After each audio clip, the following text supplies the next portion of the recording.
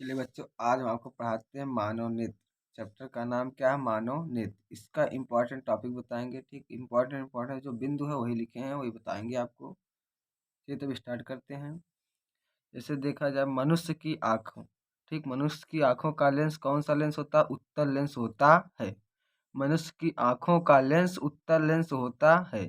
ठीक, अब नेत्र में प्रकाश किरण कार्निया से होकर प्रवेश करती है। ठीक, तो कोई पूछे नेत्र में प्रकाश किरण किससे होकर प्रवेश करती है? कार्निया से होकर प्रवेश करती है। ठीक, आगे चलते हैं। मानव नेत्र में पुतली का कार्य प्रकाश की मात्रा को नियंत्रित करना होता है। मानव नेत्र में पुतली का कार्य प्रकाश की मात्रा को नियंत्रित करना होता है। ठीक, मानव नेत्र में कोई पूछे तुम्हारी जो पुतली है उसका कार्य क्या होता है? प्रकाश की मात्रा को नियंत्रित करना होता है। ठीक, चलिए अब आगे देखते हैं। नेत्र लेंस का अपवर्तनांक कितना होता है? नेत्र लेंस का अपवर्तनांक 1.44 होता है। नेत्र लेंस का अपवर्तनांक कितना होता है? 1.44 होता है। चलिए आगे देखते हैं। मानव नेत्र में वस्तु का प्रतिबिंब वस्तु का प्रतिबिंब कहाँ बनता है? रेटिना पर बनता है। मानव नेत्र में वस्तु का प्रतिबिंब कहाँ बनता है? रेटिना पर बनता है। चलिए अब आगे देखते हैं। रेटिना के जिस बिंदु पर बना प्रतिबिंब स्पष्ट दिखाई देता है उसे कौन सा बिंदु कहते हैं? पीत बिंदु कहते हैं। कौन सा बिंदु कहते हैं? पीत बिंदु कहते हैं। ठीक, रेटिना के जिस बिंदु पर बना प्रतिबिंब स्पष्ट दिखाई देता है उसे पीत बिंदु कहते हैं। जो आगे देखते हैं। रेटिना के जिस बिंदु पर बना प्रतिबिंब दिखाई नहीं देता है उसे अंध बिंदु कहते हैं। कौन सा बिंदु कहते हैं? अंध बिंदु कहते हैं। ठीक, इसलिए आगे देखते हैं।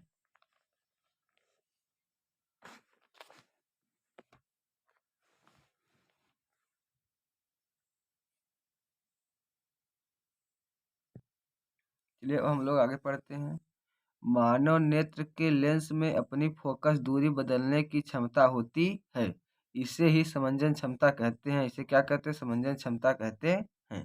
ठीक, मानव नेत्र का दृष्टि विस्तार कितना सेंटीमीटर होता है? 25 सेंटीमीटर से अनंत तक होता है। 25 सेंटीमीटर से अनंत तक होता है।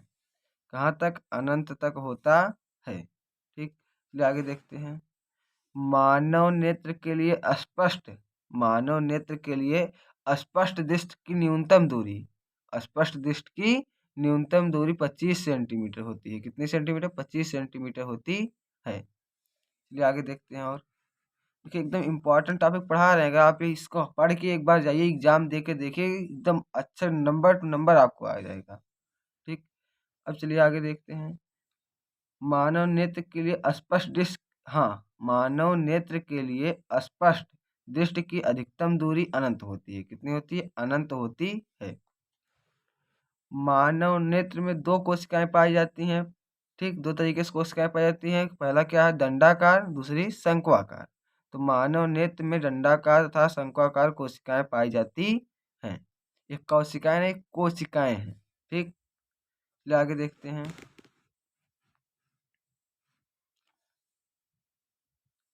दंडाकार कोशिकाएं प्रकाश के रंगों की पहचान कराती हैं। दंडाकार कोशिकाएं प्रकाश की तीव्रता को बताने के लिए होती हैं। ठीक, दंडाकार कोशिकाएं क्या होती हैं? प्रकाश की तीव्रता बताने के लिए होती हैं।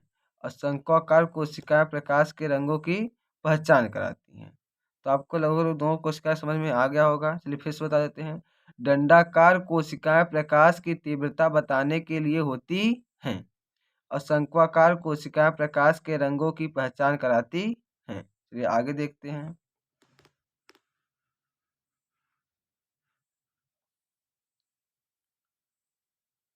जिन लोगों को वर्णांधता होता है उनकी आंखों में शंक्वाकार कोशिकाएं कम होती हैं। ठीक, जिन लोगों को वर्णांधता होता है, क्या होता है? वर्णांधता होता है, उनकी आंखों में शंक्वाकार कोशिकाएं कम होती हैं, इसलिए वह रंगों की पहचान नहीं कर पाते हैं। अगर कोई पूछे किसी व्यक्ति को वर्णांधता, ये भी एक प्रकार का दृष्टि दोष है। किसी की आंख में वर्णांधता हुआ है, ठीक, तो उसमें क्या है? शंक्वाकार कोशिकाएं कम है, इसलिए वो रंगों की पहचान नहीं कर पाते। उन्हें धुंधला दिखाई देता है। कैसा दिखाई देता है? धुंधला दिखाई देता है। चलिए अब आपको आगे दिखाते हैं। चलिए आपको आगे दिखाते हैं, पढ़ाते हैं, ठीक। उल्लू की आंखों में दंडाकार कोशिकाएं अधिक पाई जाती हैं, इसलिए उन्हें रात को भी आसानी से दिखाई देता है। तो उल्लू की आंखों में कौन सी कोशिकाएं अधिक पाई जाती हैं? दंडाकार। कैसी कोशिकाएं? दंडाकार कोशिकाएं अधिक पाई जाती हैं, इसलिए उन्हें रात को भी आसानी से दिखाई देता है, ठीक। चलिए अब आपको आगे पढ़ाते हैं। मानव नेत्र में उत्पन्न दृष्टि दोष का मुख्य कारण नेत्र की समंजन क्षमता कमजोर होना है। अगर कोई कहे मानव नेत्र में उत्पन्न जो दृष्टि दोष का उसका मुख्य कारण क्या है, तो नेत्र की समंजन क्षमता कमजोर हो जाना है। ठीक, चलिए आगे पढ़ाते हैं। निकट दृष्टि दोष में दूर की वस्तुएं स्पष्ट दिखाई नहीं देती हैं। निकट दृष्टि दोष में दूर की वस्तुएं स्पष्ट दिखाई नहीं देती हैं। अब कोई पूछे निकट दृष्टि दोष में दूर की वस्तुएं स्पष्ट नहीं दिखाई देती हैं कि नजदीक की वस्तुएं, तो निकट दृष्टि दोष में दूर की वस्तुएं स्पष्ट दिखाई नहीं देती हैं।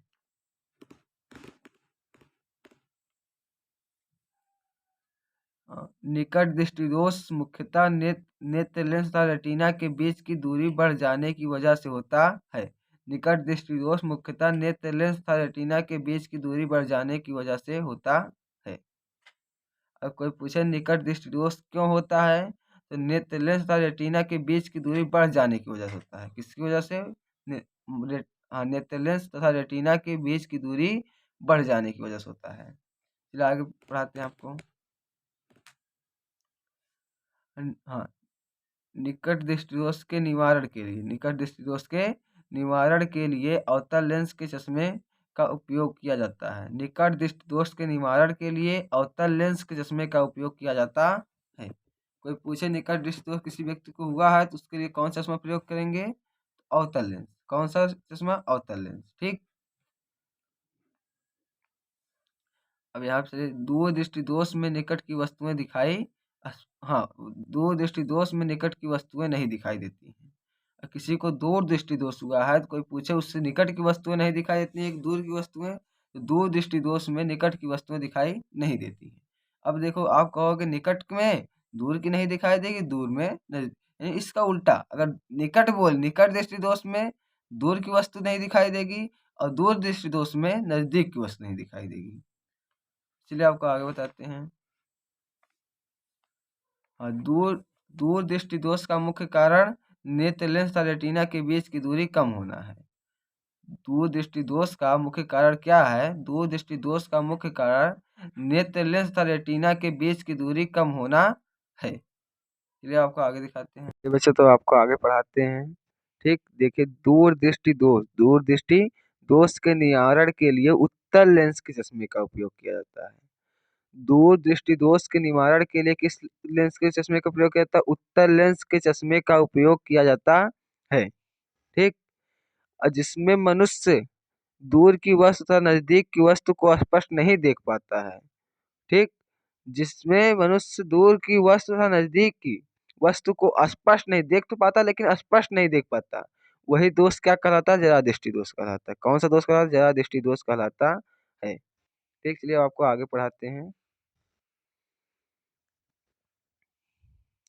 हाँ, जरा दृष्टि दोष का मुख्य कारण नेत्र की समंजन क्षमता का कम हो जाना है। जरा दृष्टि दोष का मुख्य कारण क्या है? नेत्र की समंजन क्षमता का कम होना है या कम हो जाना है, ठीक। आपको आगे पढ़ाते हैं। जरा दृष्टि दोष का निवारण के लिए द्विफोकसी, कैसा? द्विफोकसी लेंस का उपयोग किया जाता है। इसे द्विफोकसी, इसे द्विउत्तल भी कह सकते हैं, ठीक। तो जरा दृष्टि दोष का निवारण के लिए द्विफोकसी लेंस का उपयोग किया जाता है या द्विउत्तल लेंस का प्रयोग किया जाता है। हाँ, दृष्टि दोष में वस्तु का प्रतिबिंब रेटिना पर ना बनकर उसके आगे या पीछे बनता है। जब दृष्टि दोष मनुष्य की आंख में होता है तो उसका प्रतिबिंब रेटिना पर नहीं बनता है, बल्कि उसके आगे या पीछे बनता है। चलिए अब आपको मिलते हैं अगले वीडियो के साथ। अगर वीडियो पसंद आया हो तो लाइक जरूर कीजिएगा, चैनल पर पहली बार हो तो सब्सक्राइब जरूर कर देना, क्योंकि ऐसी नोटिफिकेशन हम बार बार लेके आते रहते हैं।